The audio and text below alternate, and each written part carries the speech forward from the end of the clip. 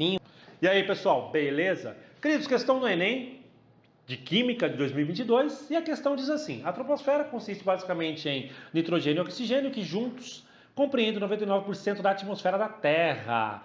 Outros gases, compreendidos como constituintes atmosféricos secundários, apesar de estarem presentes em concentrações muito baixas, podem ter efeitos importantes ou danosos no meio ambiente. O quadro apresenta as principais fontes e concentrações típicas de alguns desses gases secundários. Aí ele deu aí a tabela, né?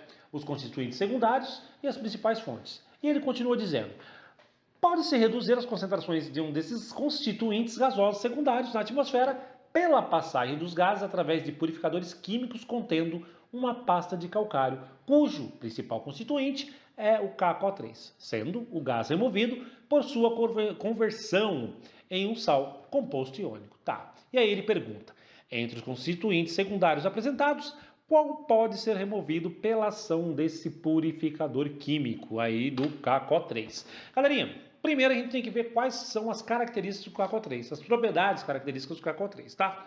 O KCO3 ele é um sal. Por que ele é um sal? Porque ele não tem nem ácido, né, a substância H+, nem OH- ali, tá? Quando ele sofre dissociação, ele não libera nem H+, e nem OH-. Então ele libera cátions diferentes de H+, e ânions diferentes de OH-. Então ele é um sal. Agora o que a gente tem que ver, galerinha? A gente vê as propriedades desse sal. Que ele pode ser um sal advindo de um ácido forte e uma base fraca, um ácido fraco, uma base fraca. A gente vai ver se a característica dele aí, tá?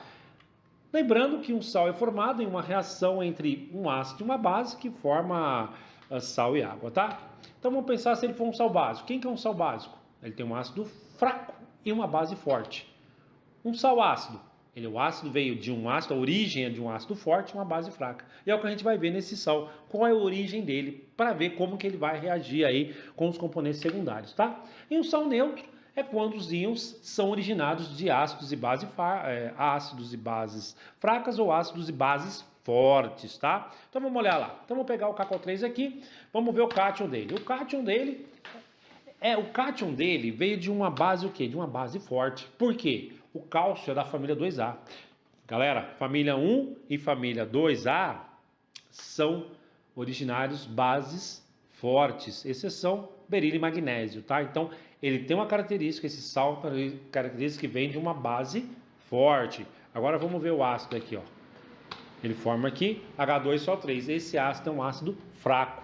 Então, as características desse sal, eles têm características de base, porque ele veio de uma base forte.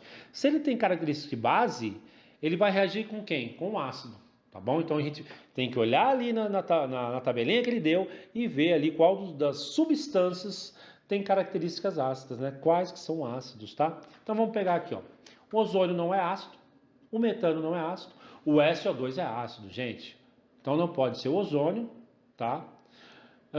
Não pode ser o metano, o SO2 é ácido. Todo é um óxido ácido, né? Todo oxigênio ligado ao metal tem, de um modo geral, uma característica ácida, tá? Tudo bem? Vamos continuar aqui. Vamos ver aqui, ó, monóxido de carbono. O monóxido de carbono, tem os óxidos neutros. Os óxidos neutros são quem? NO, CO e N2O, tá? Então, o CO aqui é um óxido neutro, não poderia ser. E o monóxido de nitrogênio é um óxido neutro, tá bom? Então só pode ser alternativa C. O que você tem que fazer, cara, quando ele pede para fazer uma reação de um composto de uma substância? Você tem que olhar as características daquela substância, tá? E a característica do KCO3, ele vem de uma base forte, tá bom? Então só pode ser alternativa C. E os óxidos, né? Os óxidos que são ácidos, eles são geralmente das famílias dos ametais, tá? E os neutros são NO, CO e N2O, tá bom?